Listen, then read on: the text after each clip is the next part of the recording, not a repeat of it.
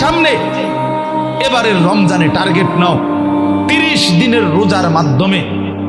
দিল থেকে আল্লাহর কাছে এইভাবে 30টা দিন হাতে গুনে তুমি আল্লাহর সাথে ওয়াদাবদ্ধ হও যে আল্লাহ 30 দিন আমি রোজা রাখবো। এবং যৌন চাহিদা, লজ্জাস্থানের চাহিদা, অশ্লীলতা, বেহায়াপনা, নর্তকী, নাচ গান, উলঙ্গ ছবি দেখা, নারীকে নিয়ে চিন্তা ভাবনা, মেয়েকে নিয়ে অশ্লীল চিন্তা ভাবনা,